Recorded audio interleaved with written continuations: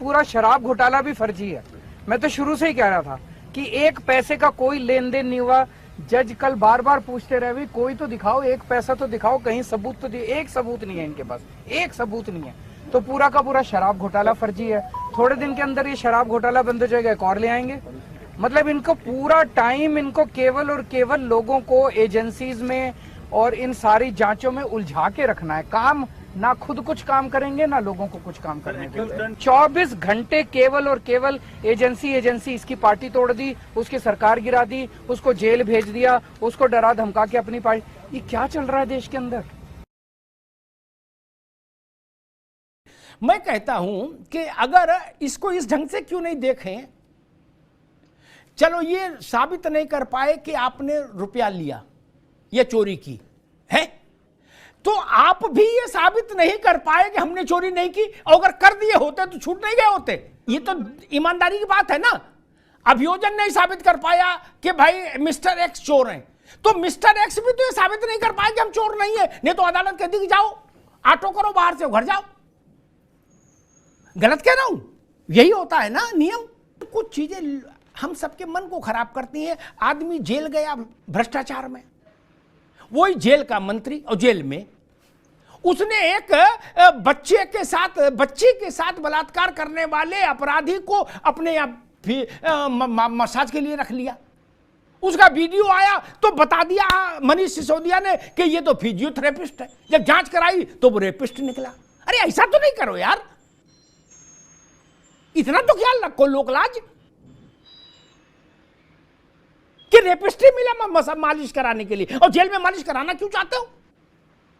मालिश की इच्छा थी तो सही कर्म करते, घर में लेटे लेटे मालिश कराते, नहीं तो अपनी पार्टी के दफ्तर में लेट के कराते।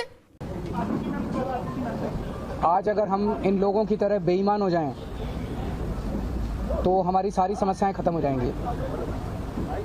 हम कट्टर ईमानदार हैं, इसी वजह से ये सारी समस्याएं आ रही हैं। संजय सिंह नरेंद्र मोदी जी के भ्रष्टाचार के खिलाफ इस देश की सबसे बुलंद आवाज है।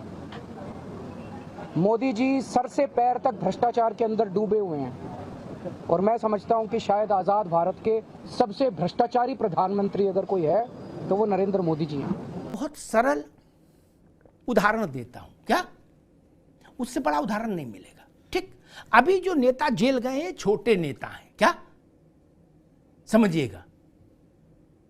देश भर के सबसे बड़े नेता तो अभी जेल गए नहीं।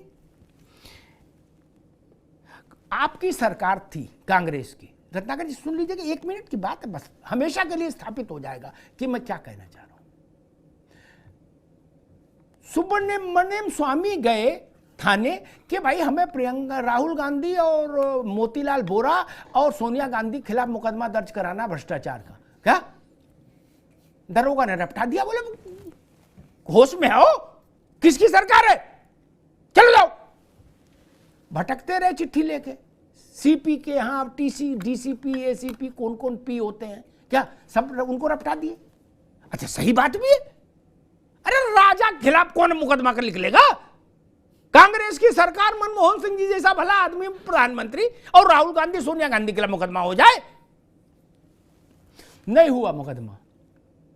अब क्या आपको करना चाहिए? कीर्ति भाई आप भी सुनिए और वहां अखिलेश जी को बताइएगा, काम आएगी ये। बाकी ये हेमंत विश्व शर्मा का नाम बार बार लेने से लाभ नहीं होगा, काम करने से लाभ होता है। उसका उदाहरण बता दूं। सुब्रमण्यम स्वामी समझ गए कि मोक्ष नहीं मिलेगा भैया बिना गया में तर्पण किए। क्या गया में विष्णुपदी पर दर्पण किए बिना मोक्ष नहीं मिलेगा। वो चले गए गया। गया क्या होती है ऐसे मामलों की? Supreme court. क्या उन्होंने अपना केस सुप्रीम कोर्ट में लड़ा। कांग्रेस के शासनकाल में सुप्रीम कोर्ट ने आदेश दिया कि सोनिया गांधी, राहुल गांधी, मोतीलाल वोरा के खिलाफ मुकदमा दर्ज किया जाए। उसी मुकदमे में जमानत पर हैं दोनों। हुआ ना? मनमोहन सिंह रोक तो नहीं पाए, जब तक उनके हाथ में था नहीं होने दिया मुकदमा। स्वामी जी सुप्रीम कोर्ट से ऑर्डर ले आए। मैं कह रहा हूं कीर्ति भाई, कांग्रेस वाले सब लोग मिलके बैठ लो, इंडिया की कोऑर्डिनेशन कमेटी बैठा लो और सारे नाम एक बार में तय कर लो मोहल्ले तक के। जितने आपको लगते चोर हैं सबके खिलाफ कपिल सिब्बल जैसे जो वकील हैं आप जिनको आप लोगों ने उपकृत किया है उन सबसे कहो भाई बिना तनख्वाह बिना फीस के इनका मुकदमा लड़ो, फीस नहीं छोड़ते और आर्डर लेके आओ। ये टीवी में रोज बोलने से कोई लाभ है?